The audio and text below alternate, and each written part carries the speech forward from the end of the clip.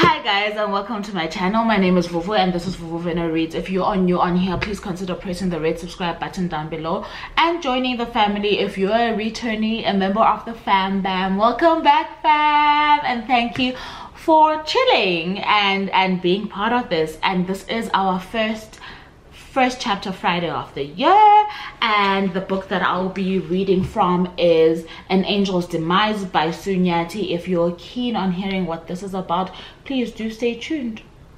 So Vuvu_reads is an amazing book reviewer, also YouTuber. She reviews books on YouTube, and if I'm not mistaken, she also has a blog as well. So please, if for your connection with literature, get in touch with or follow at VUVUVENA_reads. She is based in South Africa, and I think it is also extremely important to follow literary content creators who are based outside of the West and in continental Africa, because they do a really good job of bridging the gap. We appreciate you, Vuvu, for bringing us Turning Pages and for bringing us your BookTube channel. You know, this is a chance for people to actually see some people that I really enjoy. Please consider pressing the red subscribe button down below, and if you're a returnee, welcome back fam. Vuvu, you're amazing. Thank you so much for your time. Okay, so I think it's as usual because I've been out of the game for a bit, so let's talk about the cover first and foremost. Right, you know, immediately what draws your attention is the fact that the character has no face, right? Yes, we see the head wrap, we see the Puritan display of the white garment, we see that she's a woman of color, but where are her eyes, where are her lips, where's her nose, etc. And for me, that's the intrigue. I am immediately drawn to want to find out what it is about this character. So this cover I absolutely love.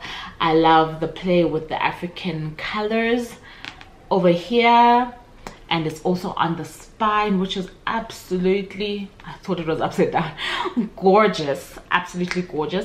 This one is published by Pan Macmillan, South Africa, and the synopsis. Let me read you the synopsis and then we will read the prologue, because this one comes with a prologue. But before that, here is what little Miss Sue looks like. This is Sue Nyathi. And it says, Sue Nyathi was born and raised in Bulawayo and lives in Johannesburg. She has previously published 3 best-selling novels to much reader and critical acclaim: The Polygamist, which was published in 2012, The Gold Diggers in 2018, and A Family Affair in 2020. The synopsis reads, An Angel's Demise is an epic saga that explores a contested legacy and the heart-rending destiny of a family. The year is 1977 and the story begins on a farm in Samabula with the birth of Angel. The farm is run by Paul Williams, an outwardly harsh and bigoted man who holds the livelihoods of many in his hands. When Angel's parents join the liberation struggle, she is left in the care of her grandmothers who have been in service to the Williams family for generations. Angel grows up on the farm over 3 momentous decades that see a convoluted past and inheritance unfold into an equally complicated present. Through her, we see a woman's quest to unearth her identity and assert her independence. In the process of self-discovery, Angel realizes that sometimes you need to be uprooted before you can grow. An Angel's Demise, Sue Nyathi's 4th novel, is a gripping tale infused with spirituality.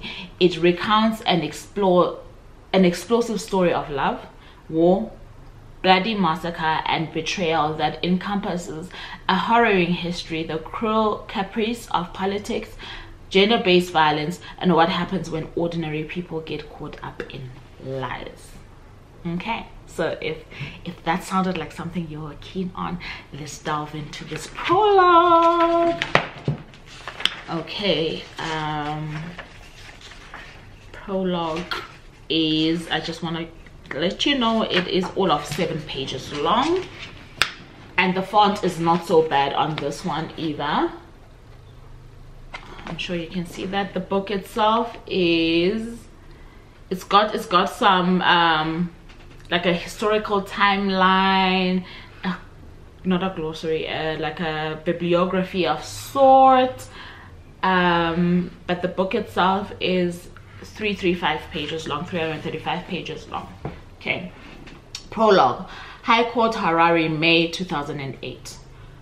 Robbed of light, she was unable to discern the transition from day into night or one day to the next. The hours blended into each other seamlessly.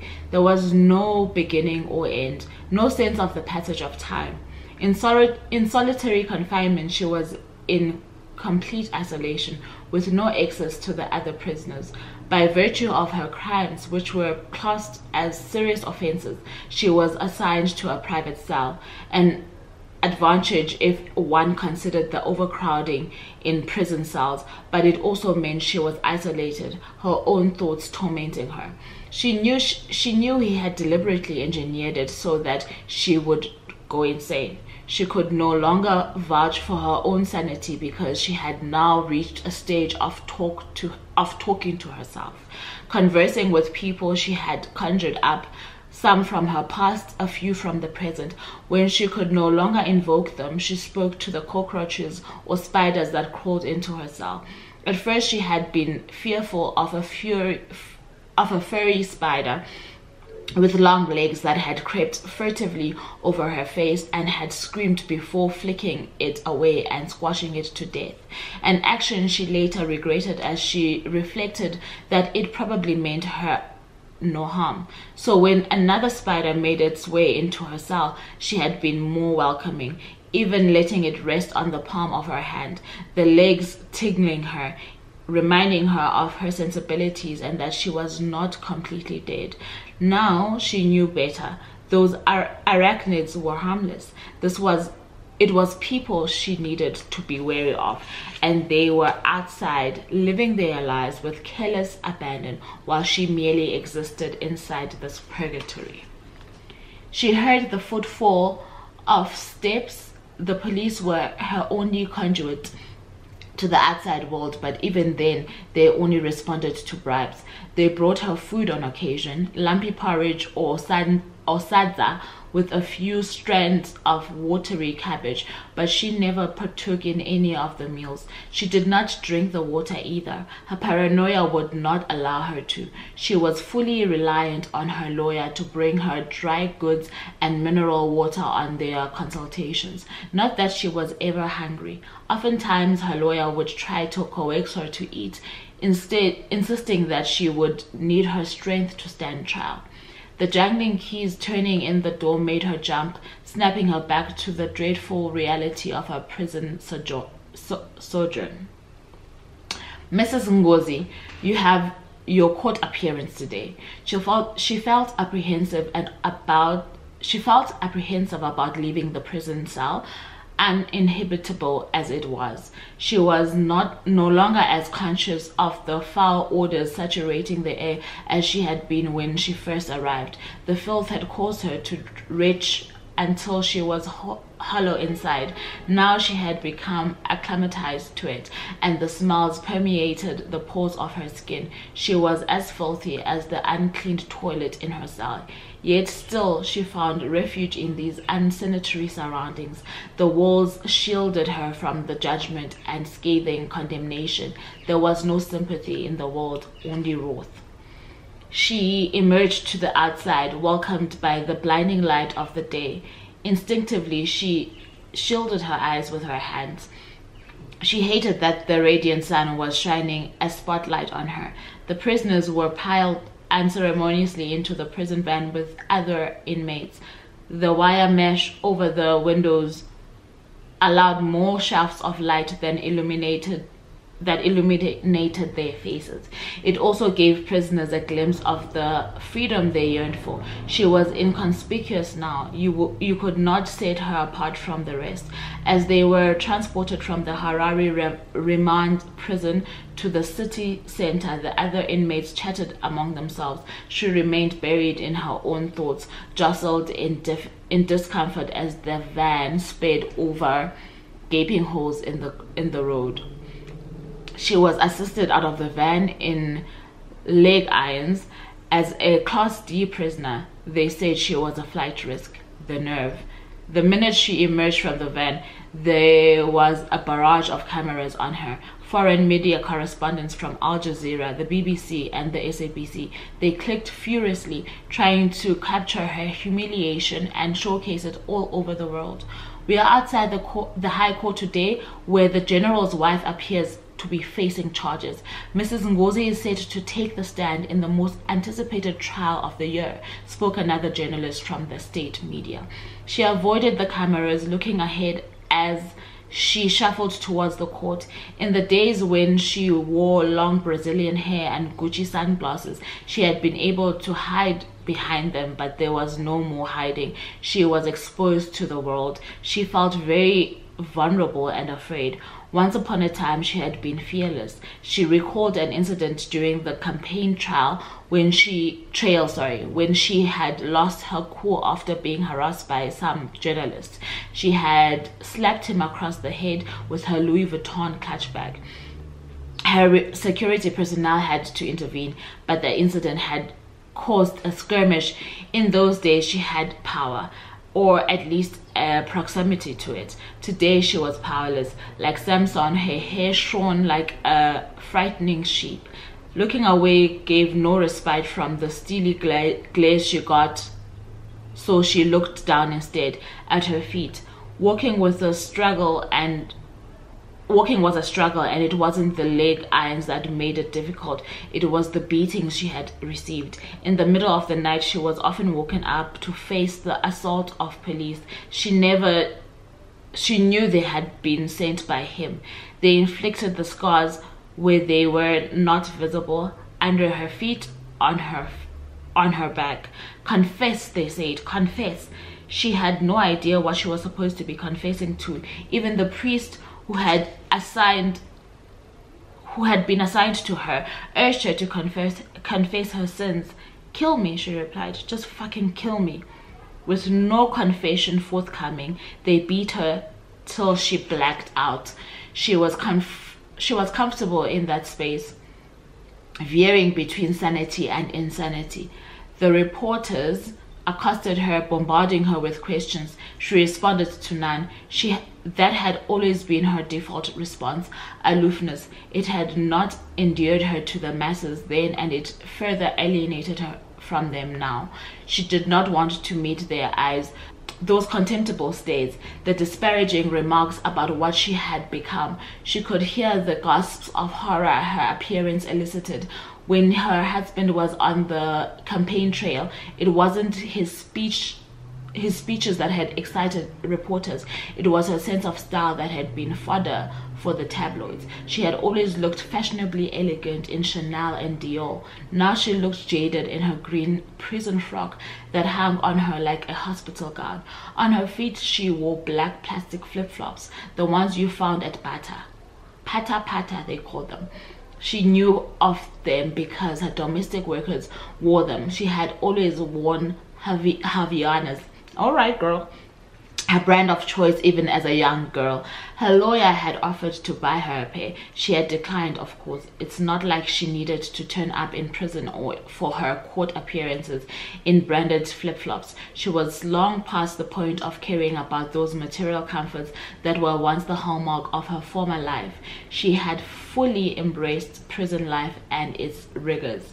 As she advanced towards the courtroom, she wondered if this was how Jesus must have felt as he carried his cross, with the crowds jeering and heckling in the background. Except, of course, he was pious and sinless, and she couldn't claim to be either. Church had really even featured in her life. They had celebrated Easter and Christmas ceremoniously, but beyond that, there had not been room for religion. Now she thought about God often. The afterlife. It had all started with that priest who paid her weekly visits, Father Dominic. He said he had come to save her from hell. She had laughed at him. What did he mean? She would avoid hell? She was in hell. Every day, every single day of her life was hell. That dirty damn cell was a hellhole robbed of sleep between 800 thread count white cotton Egyptian sheets. Torture was being denied the luxuries and comforts she had been accustomed to. She used to have croissants and salmon for breakfast, not lumpy porridge laced with rat poison. Hell was the torturous beatings she endured, causing her body to swell in pain, the voices in her head tormenting her. While hell might have been an abstract place for him, she was living it every single fucking day. The law required that any arrested individuals have to be charged within 48 hours and be brought before a court. She had been in custody for 30 days, and the law had not been applied consistently in her case because he was above the law. He could change the rules to accommodate himself. Her lawyer, Beatha Mteto, who was at the courthouse to meet her, dressed in a crisp linen suit, high heels, and her braids styled neatly. She enveloped her in the scent of For Her by Giorgio Armani. The musky notes of bergamot and mandarin lingered in the air, and it had been one of her favorite scents pre-incarceration. Her lawyer immediately took over, fielding questions from the media. She was adept at shielding her from the brutal onslaught. She tried to remain expressionless in the face of more clicking cameras. "My client has no comments," said Beatha with authority, her voice rising above the chorus of those competing to get a word in. Beatha was a human rights lawyer with a solid reputation and a thriving practice. She had been the only lawyer willing to represent her. Others in the legal fraternity thought it was career suicide. Beatha had argued that those cases were not about winning but about justice, as elusive as it was. So some accused her of doing it for the money, to which she argued she was not receiving a cent from Mrs. Ngozi, whose assets had all been frozen. The courtroom was just as noisy, filled to capacity as though it were a movie premiere, and she was the leading actress being led to the dock to face the charges leveled against her. This was Zollywood, and she was there to put on an award-winning performance. Her freedom was at stake. She was thankful that no cameras were permitted in the courtroom. Out of the corner of her eye, she saw someone furiously sketching her face. There was always someone trying to capture a moment to sketch her guilt. "I am not a criminal. The real criminals are out there. I am just a scapegoat, the fall girl." It was only when the presiding judge walked in that the court settled slightly. Judge Rita Rezenze was presiding. She chuckled for the first time, thinking about how they had sent a woman to lynch her. Rita had been a friend once upon a time. They had lunched together on several occasions, yet today Rita was in her red robe, her head crowned with a white horsehair wig, a vestige of the colonial past that the country still hung on to. She could see Rita sweltering beneath her wig. She wondered whether it was the aircon that wasn't working or if it was just her nerves. The state prosecutor, a thin, wiry man in striped black crimpline,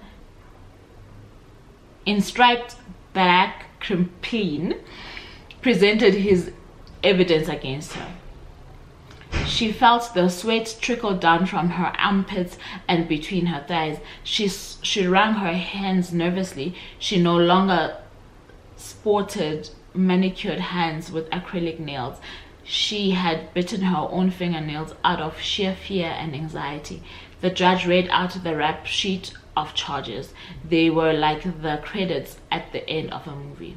Attempted murder, assault with the intent to cause grievous bodily harm, evasion of justice, fraud, malicious damage to property, money laundering, and bribery. How does the accused plead? There was a long pause as all eyes settled on her. She opened her mouth, but no words emerged. She coughed, clearing her throat. "How do you plead?" said the judge, repeating the question in a higher octave, as if she hadn't heard it the first time. Guilty, she heard herself spit out. The courtroom was in uproar. Beata was horrified. This was not the script she had rehearsed with her client in their last 4 meetings before the hearing. Silence, said the judge, slamming down the gavel. Objection, my lady, said Beata. I would like to confer with my client. Overruled. The accused pleads guilty. The court will sit on 23rd September 2008 for mitigation hearings and sentencing. The accused is to remain in state custody until then. The prison guards came for her, escorting her to the awaiting van. She could see her lawyer smarting with anger. Beata was trying hard to maintain a neutral facade for the benefit of the journalists who pounced on her like vultures. She did not care anymore. She was ready to die. By the time September rolled around, she would be no more. She wanted to be reconciled with her parents. The first question she would ask them was, why did you bring me into this world only to abandon me? Hey, boo. Is that, do you guys think that that's Angel? Mrs. Ngozi.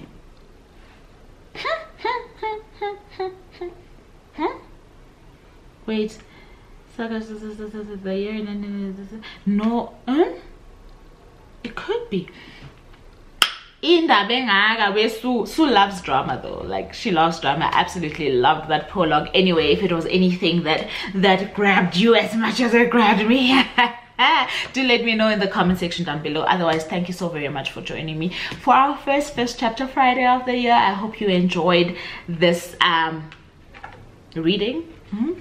And do let me know if you have any books in mind that you would like to hear the first chapters or of. I plan to do a tour of the shelf at some point so that you guys might know which books I actually do possess.